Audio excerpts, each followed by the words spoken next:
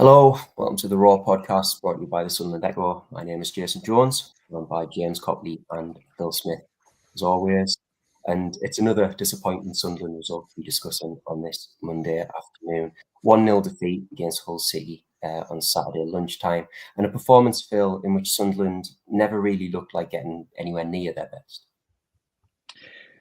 Yeah, it was a strange game in that the first sort of 10 minutes looked pretty encouraging, and that Sunderland, I think, dominated possession. They looked quite bright, got in some decent areas. I think Chris Rigg had a couple of shots blocked, didn't he? And it felt like at that stage it could potentially be quite a good afternoon. But to be fair, I think it would be a bit of a push to say the whole goal was coming, but they had definitely started to apply a bit of pressure. And it's just a really poor error, really, for the opening goal. I don't think there's any two ways about that.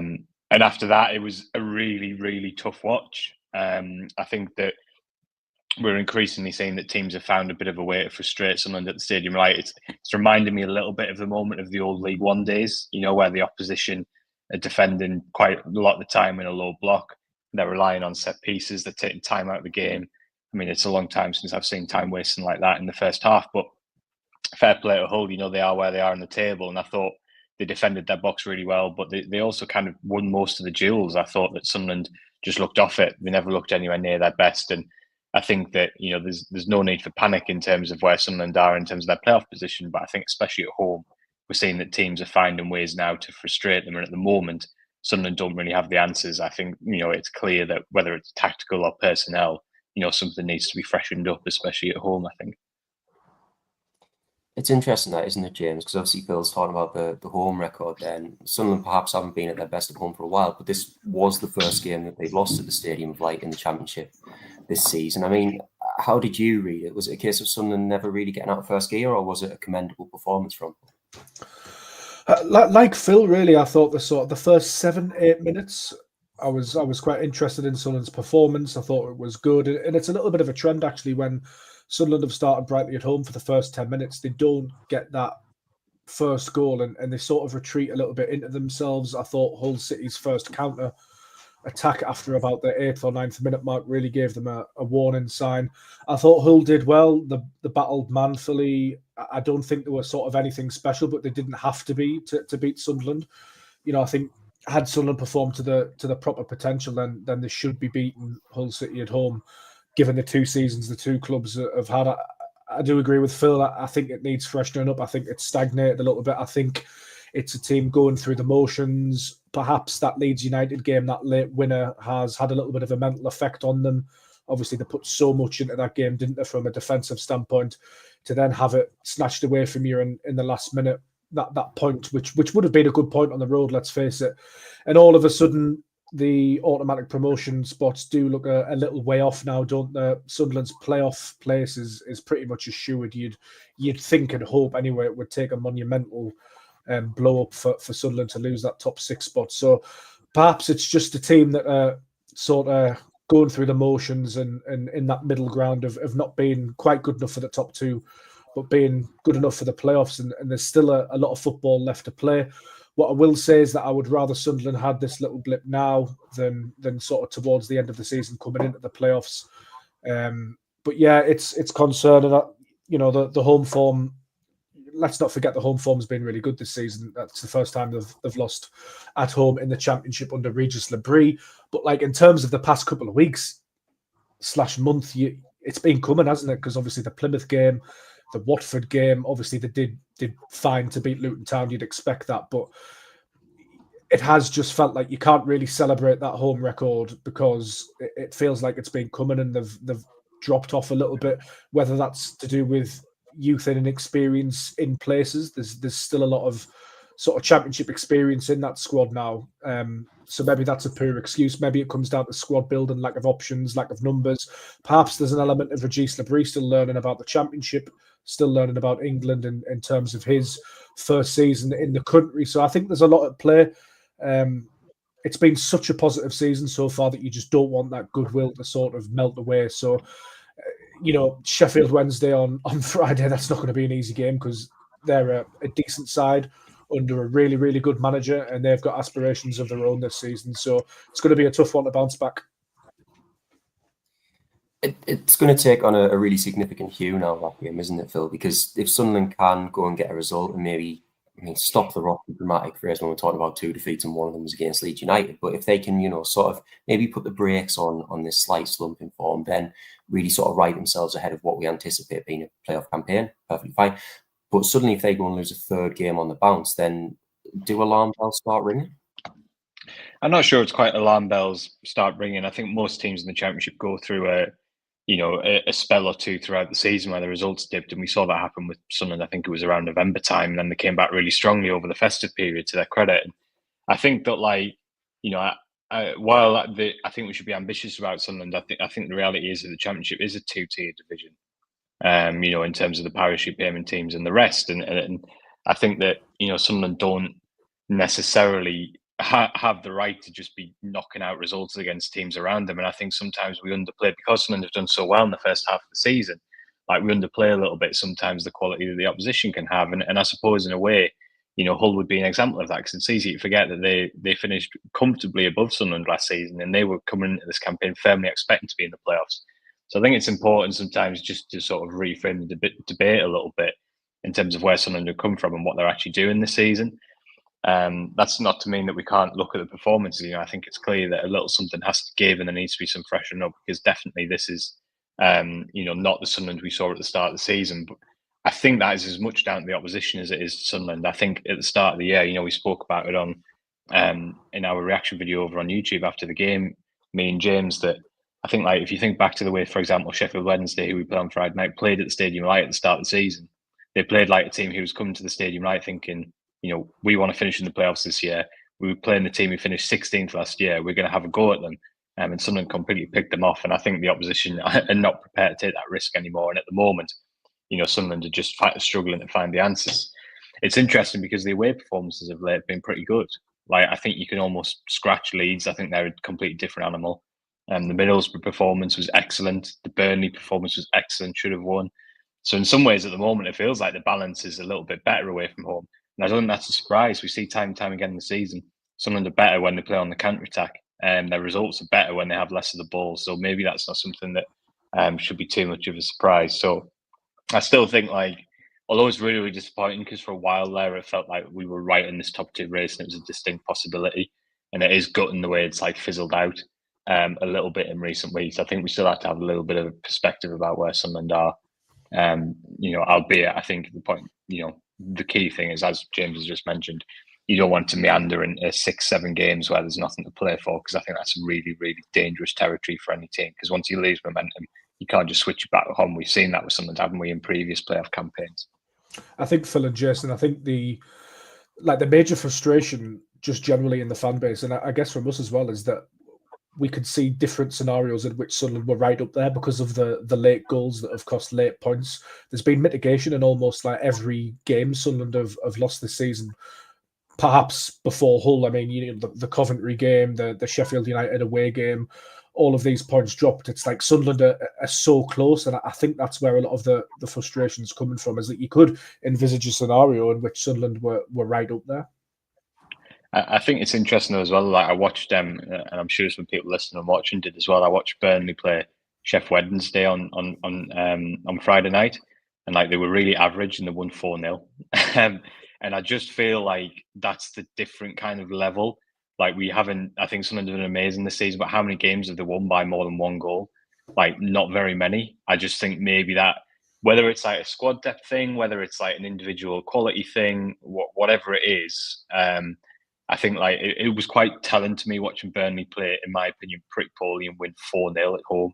That isn't just Sunderland don't seem to have that in their locker this season. And I think that's probably why, we've seen it swing back the other way at times, where I think if the games are consistently really, really tight, I think it's really difficult to just keep winning over and over and over again.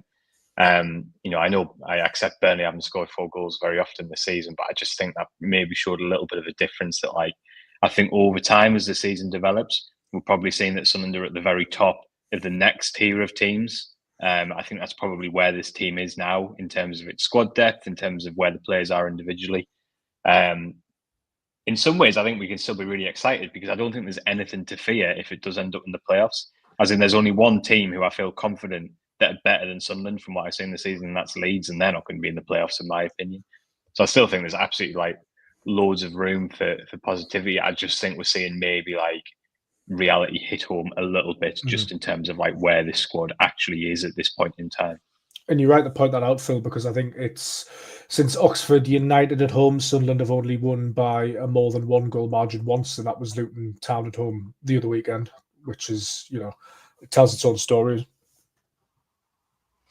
It's a crazy stat, that, isn't it? And then when you consider the fact that Sunderland have still been able to maintain what was ostensibly a top 2 push for so long. I mean, obviously, still a lot of points to be played for. They're currently 8 points away from the top 2, and Sheffield United play Leeds on Monday evening. So, they're not entirely out of it. But I think if we're going to be a little bit realistic, it looks like a huge gap to be bridging. But, I mean, I would absolutely echo what you say there, Phil. I genuinely can't think of too many games, and certainly with the exception of Leeds, no clubs who Sunderland have been consistently outplayed by this season. And I think that, when you look at, obviously it's difficult to know who's going to sort of squeeze into those 5th and 6th spots, but certainly if you're looking at a Sheffield United or a Burnley, who you would presume will probably take 3rd at this stage, I absolutely agree. I don't think Sunderland necessarily have anything to fear. That's not to say that they'd go out and trounce either of them, but, they would certainly give them a very good contest over the course of 2 legs in a playoff semi-final. So,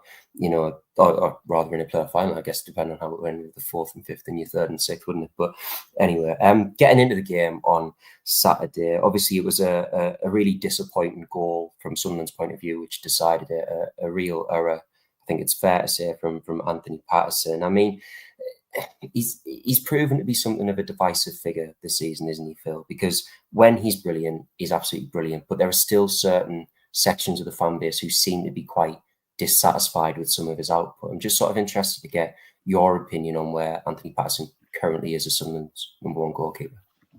Yeah, I mean, me and James spoke about this on the YouTube video after the game, in terms of like, I think that sometimes when something like that happens in a game, it kind of brings home how few like big errors Anthony Patterson makes. And like, I know there's, I think it's been obvious since he came into the team that his distribution, he's probably not at the same level as some of the other more like modern goalkeepers, inverted commas, if you like. And that's been something that's sort of ongoing for a period of time. I think generally where Patterson has, in my opinion, I think inarguably been very, very good since he came into the team, is that he makes very, very, very few errors, and his shot stopping can be exceptional. And I think that's always been a really strong base. I think that he's had like a bad week. I think that's very obvious, because I think, although watching it live, I didn't necessarily appreciate it, but watching the replay back, probably that Leeds United winner should be cut out by the goalkeeper before Stroke heads it in. And I think Saturday is one of those where I know, like, obviously it's not ideal that Robert seems to get a little flick on it just in front of him, but I think realistically you expect a Championship goalkeeper to deal with that. So I have slightly mixed opinions on it, and I definitely don't think at the moment Patterson's in the form that he was in when he first came into the side in League One, or even probably in the first season in the Championship, where I think at times he was playing really, really well. And that's like definitely a concern. But I don't think he, in my opinion, has made too many errors leading to goals. I think if you look at the statistics, sort of Championship goalkeepers, shot stopping numbers, how they perform against XG, Patterson's pretty much in the middle. And that, to me, seems to fit with what I think his performance level has been this season. I don't believe he's been a significant negative on the Sunderland team by any stretch of the imagination. But definitely, I don't think he's quite been in the best form that we've seen. So I think it's something to think about sort of going forward. And Lebris in his post-match press conference, he was pretty clear that he's reviewing these, he called them silly mistakes. I don't think that's just Patterson. I think there'll be other sort of players who are in that category. But it's going to be interesting to see how it develops over the next few weeks. For me, I still think you've got to stick with Patterson at this moment in time and trust him. I think he's been good for a pretty long period of time. I think you've got to let him try and play through this little dip in form. I mean, how do you see it, James? Because obviously one of the biggest things that's often levelled at Sunderland, rather, in terms of that squad depth, is that while Simon Moore has done admirably, in my opinion, when he's been asked to deputise for Patterson, I don't think many people see him as a sort of genuine long-term first-choice option. Do you think it's fair to suggest that Sunderland might need a little bit more competition for him going forward? I have really mixed feelings about this, because it's obviously really beneficial for a goalkeeper to be handed the keys to the car, isn't it? Really, you want consistency, you want a developing relationship with your back five, your back six, including the goalkeeper. So in terms of that, like, I wouldn't do anything drastic. I wouldn't drop Patterson or anything like that. But I do think there's a separate conversation to be had around competition. Obviously, he had Alex Bass behind him, Nathan Bishop.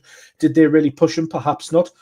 Simon Moore is probably a little bit of an upgrade on those two, but is he ever realistically going to get in the team unless Patterson's out injured? Probably not. I think in terms of Patterson himself, I agree with a lot of what Phil said. I think we're always a little bit harsher on our own players as well, and there's that familiarity thing in a sense that he's been in the team for a long, long time. I'm not trying to sort of mitigate his form because I think he has had a little bit of a dip. And to be point earlier, I just feel like he's stagnated a little bit. I think when he first came into the team, his development was really stark. He seemed to be on a real upward trajectory. That seems to have sort of leveled out since we got to the Championship.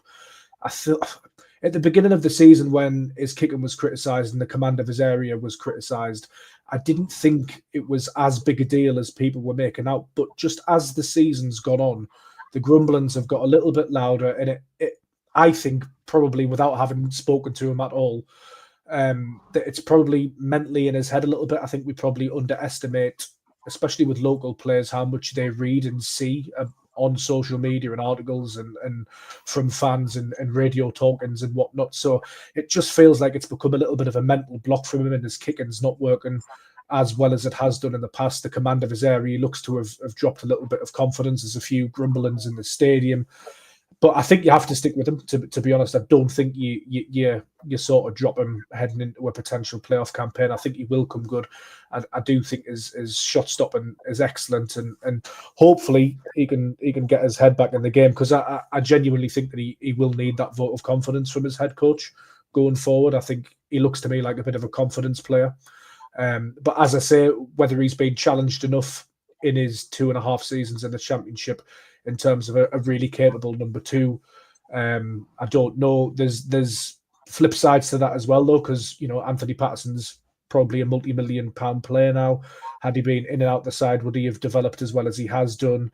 He had to have that vote of confidence shown in him initially, didn't he? But there's a lot to talk about, and perhaps it's a one for the summer as well. That situation might get looked at in terms of Sunderland's number two. Just quickly on this, I was just getting the stats up from fbref.com, which is a really good stats website. And in terms of his, it rates basically how goalkeepers perform against the XG that opposition players are producing. And Anthony Patterson's just in the green here, so he's doing better than the data would suggest a goalkeeper would do against the quality of opposition. That has him 8th in the Championship for how he performs shot stopping wise. And I'm just looking here in terms of percentage of crosses that he stops or claims. He's 12th in the division. So I think that's quite useful in just terms of putting like a little bit of perspective on this. If there's a perception that, Anthony Patterson's holding something back, or, he's costing the team regularly, the statistics do not bear that out whatsoever. They suggest that he's a very, very solid and good Championship goalkeeper. That's certainly how I perceive it, albeit, he's had a bad week. So that's why I think it's worth at this moment in time completely sticking with him and giving him that confidence. In terms of how that develops in the long term, that's probably a separate issue. But I think for now, like, it is, whatever people's opinions are of him as a goalkeeper all round, at the moment, these errors are a little bit of a blip. So I think from my view, you've got to stick with him for the time being and let him just work his way through it. I think you kill it on him if you don't stick with him, to be honest, Jace. You've got to. Yeah, I would absolutely echo that. I think part of the thing with Patterson as well, from my point of view, is that I think there are times where he fails the eye test, for want of a better way of putting it. There are times where the ball will get played back to him and he maybe sort of dilly-dallies just a second, and he 9 times out of 10 gets away with it, plays the ball out, finds a man, whatever it might be, but it doesn't always fill you with a certain amount of assurance that I think other goalkeepers might, in terms of the way that they look on the pitch, like that sort of orthodox manner in which they conduct themselves. And I do think that probably has a large bearing on this sort of general perception that a lot of the fan base have on him. And like Phil says, when you then go and then look at the figures behind that and dig a little deeper, I don't think it's particularly justified at all. Yeah. It's obviously not a great week for him, but certainly, nothing to suggest that he's having some sort of calamitous campaign, as I feel some people would sort of lead you to believe. Obviously, another couple of potential disappointments for Sunderland at the weekend as well. Dan Ballard and Enzo Lafay both going off with apparent hamstring issues, Phil. I mean, I appreciate that it's probably a little bit early for us to be knowing the full extent of that. I know Lebris said that he was sort of going to have to wait a day or two before they had a diagnosis, but didn't look good for Sunderland, did it? I think with hamstring injuries, you've always got to brace yourself for a bit of a bad one, haven't you, and hope that you get a pleasant surprise. And I think certainly for Ballard, you can see that he left the pitch in distress, really. I know he's had a lot of injury issues this season, but the early indications weren't great, were they? And I think, in some ways, that's almost as big a concern as the result, really, because we were only just getting to a point where you actually felt that for the first time in a while, potentially even for the full season, really, we actually had sort of game-changing players on the bench. And when we talk about the fatigue issues, when we talk about the late goals, all this kind of stuff, I think that's been one of the main reasons this season is that, we talked about it a lot on this podcast, the opposition have consistently had more options on the bench. So it's a really, really worrying one, that not in terms of the replacements, because Romain Mundell and Chris Mepham are probably about two. You couldn't really wish to bring in two players as good as that to your starting 11 when you have injuries really at this level.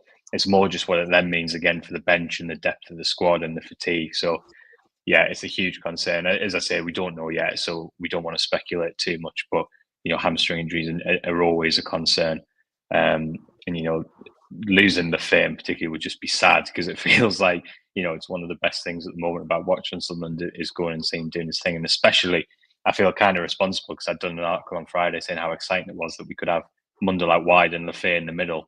And of course, before that happened, Lafay's done his hamstring. So that feels like it's maybe my bad, but it doesn't really feel I know every club thinks they're cursed with injuries, like literally every football team in the world thinks they're cursed with injuries. It just happens as part of the game. But with Sunderland this season, it does feel like it kind of sums it up a bit when, it felt like we were potentially getting close to the point where Lebris could name the strongest team in bench and potentially it's gone up in smoke. But fingers crossed, maybe it's precautionary and that it pays off.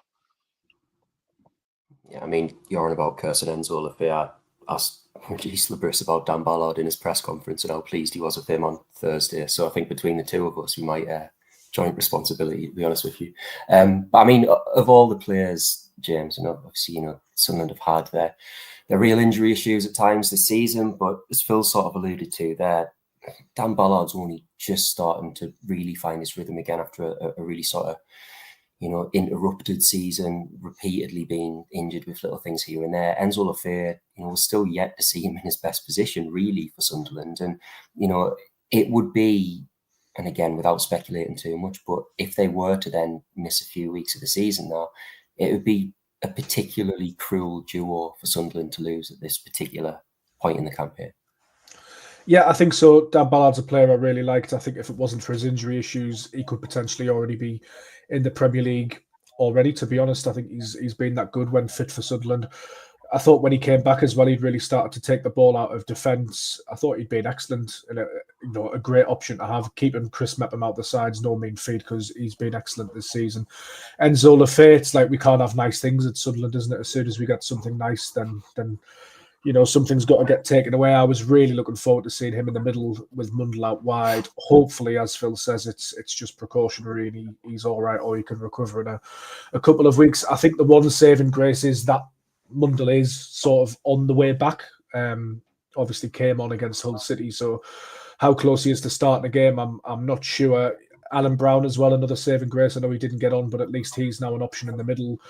You could talk about Jensen Seelt as well as a sort of Ballard replacement. Maybe he's coming in towards the final part of the season. So there are players there, but as Phil says, it's not ideal and a big shame, especially for both of them really, because obviously Ballard's had his injury issues, hasn't he? Missed the pre-season and Lafay's just started to really get into his groove. And as you say, we haven't really seen him in his best position yet, and I think we were all looking forward to that. So yeah, gutting, and it does feel like bad luck. I mean, was it the Coventry game when Mundell and Brown went off in the same phase of play? It felt like, I know it wasn't exactly the same phase of play, but it felt like that, didn't it, against Hull City, where it was like, well, we're losing, everything's going wrong. I know Coventry, we obviously shipped the 2 goals, but it's just Sunderland doing a Sunderland, isn't it? When it rains, it pours. It very much felt like that at the weekend.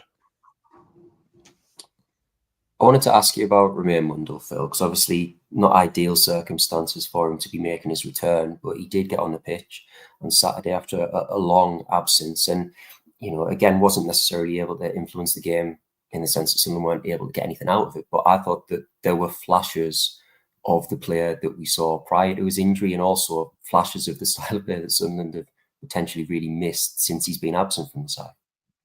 Yeah, I agree. I thought he had a really, really positive impact. I thought he probably fizzled out a little bit towards the end of the game, but obviously you would expect that when he literally hasn't played any competitive football since November, isn't it? So I think that's a huge positive going forward. As James says, the disappointment and the frustration is you felt like him coming back into the side, would allow Lefebvre to play through the middle. And although Chris Riggs been outstanding this season, I think you can see that he's probably ready for a bit of a breather, and that just felt like such a simple and an obvious way to freshen things up. So that is a real blow. But yeah, I think the Mundle's return is huge. I think, we always say that you are a better player when you're out the team. I think that's always kind of the case. But with Mundle, I think the way that he picked up sort of the baton from Jack Clark was really impressive earlier this season. Not just his ability to go past players, but to score goals. And I think that's one, if we're looking for green shoots going forward, I think there are quite a few, and Mundle's one of them.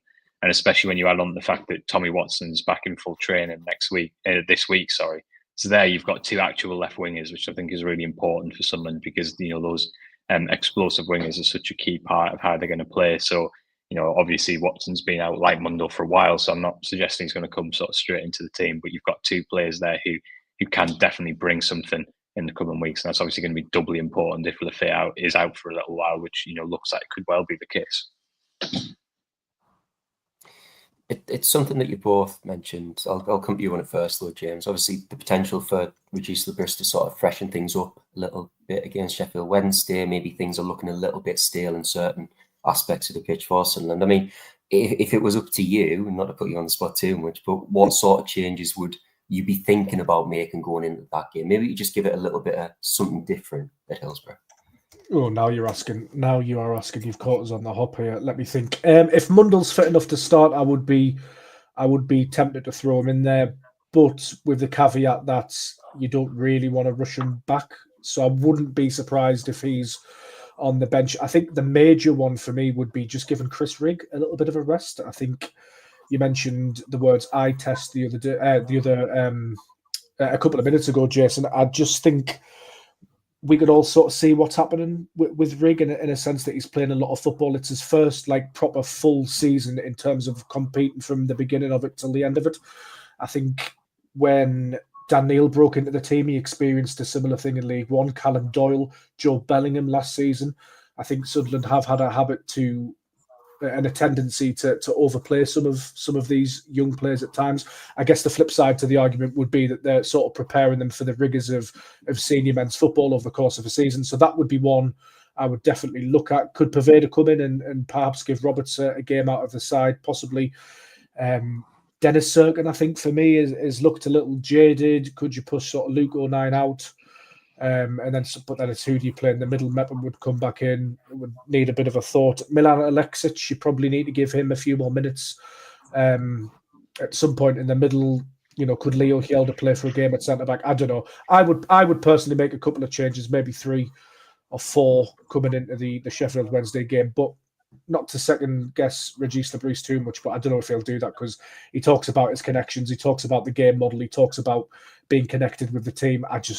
I can't see him making wholesale changes. Like, everything we know about him, everything we've heard from him is just like, no, I'm not going to do that.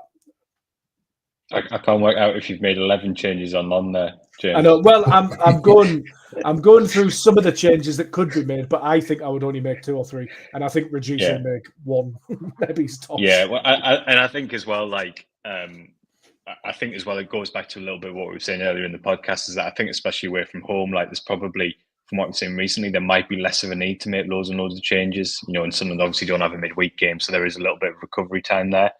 I think for me, ideally, what you would have done is started Mundle. You can always bring him off later in the game if you need to and play Lefebvre. Obviously, looks like it's going to be really difficult to do that. So I think, although I'm definitely not one who believes that just changing to a 4-4-2 is going to have all the answers and suddenly make Sunderland a complete different team, I think I'm looking at it now, assuming Lefebvre's out. I think the end has got to come in for Rigg. I think that's just the obvious change to make. You do have Alan Brown there. Could he come straight back into the starting 11? I would go make one of those changes, either Brown or Mayenda. Obviously, Labrise will have a much better understanding of where Brown is in his recovery. So that's one change I would definitely make. And I think Mundell probably has to start just because of the lack of options. But I agree with James in that I don't think you'll want to make too many changes all at once because you don't want to disrupt the balance of the team too much. And I think if Lefebvre and Ballard are injured, which we suspect they probably will be, then that's already 2 changes. So I can't see him making more than, say, 3. I think definitely when you look at the back home games, like Poveda, I think will start one of those games. I think that'll be an opportunity to rest Roberts. I think Alexic could start one of those games.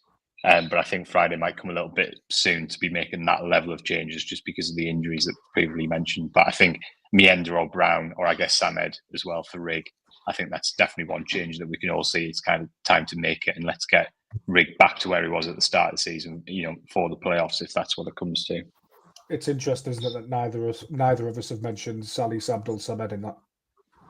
I did at the end. I covered myself. Oh, you did you? didn't. Did you? You wrote them off. No, I'm not writing them off. No, that's not your headline if you're listening to anybody. Right, I think we should probably call it a day there before we do start making headlines. That's all we've got time for in this week's show. Join us again next week when we'll be discussing all the latest Sunderland news and developments. In the meantime, follow all the latest Black Cats news on the Sunderland Echo, or you can give us a follow on social media as well. Thanks to James, thanks to Phil, thanks to you for listening. We'll see you next week.